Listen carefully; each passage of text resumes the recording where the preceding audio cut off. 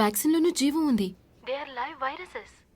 అది కల్చర్ చేసేటప్పుడు జాగ్రత్తగా లేకపోతే చాలా ప్రాబ్లమ్స్ వస్తాయి.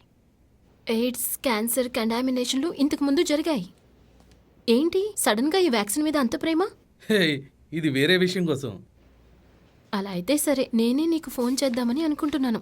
చూడు, 13th నుంచి 16th వరకు ఆయనకు ఎటువంటి ప్రోగ్రాంలు పెట్టకూడదు. ఆల్రెడీ నేను వెకేషన్ కోసం ప్లాన్ చేసిందే. అలాగే అలాగే, నేను చూసుకుంటాను.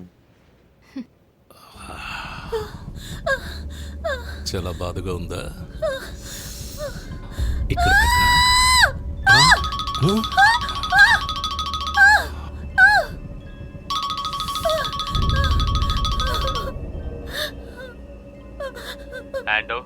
అక్బర్ కుదరదని చెప్పేశారు. We find other way. ఇంకో దారి చూద్దాం. No no no no, don't do anything stupid.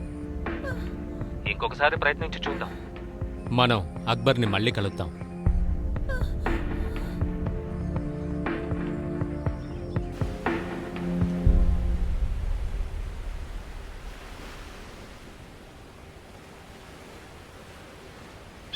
ఒకటి అక్బర్ ఒప్పుకోవడం, లేదంటే 2 సంవత్సరాల క్రితం చేసుకున్న ఒప్పందం ప్రకారం జరగటం.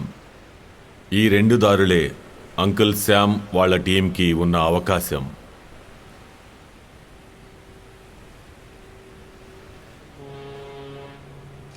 ఫోన్లో చెప్పిన దానికంటే కొత్తగా చెప్పడానికి ఏం లేదు.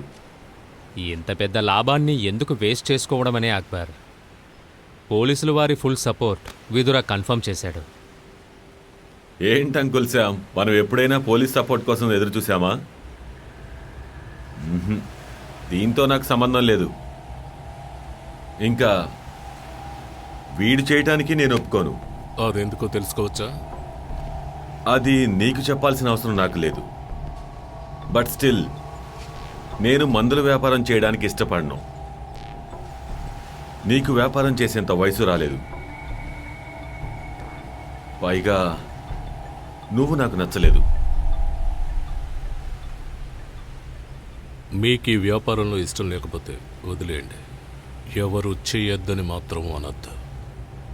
ఈ డీల్ ఒప్పుకుంటే మీకు బోల్డ్ అంత డబ్బు వస్తుంది. టైం అయిపోతూ ఉంటుంది. మంచి అవకాశం వచ్చినప్పుడు మిస్ చేయకూడదు. టామ్, ఈ లోకంలో 2 రకాల మనుషులున్నారు. కొంతమంది డబ్బును మాత్రమే ప్రేమిస్తారు, కొంతమంది మంచిని కూడా ఇష్టపడతారు. నేనేమాత్రం ఒప్పుకోను. దీనికంటే బెటర్గా రిటైర్మెంట్ ప్లాన్ దొరుకుతుందని నాకు అనిపించడం లేదు. మీది ఈ ఊరే కదా, అందుకే మర్యాదగా అడిగాను. ఆ సరుకుని నేను ఇక్కడికే రప్పిస్తాను.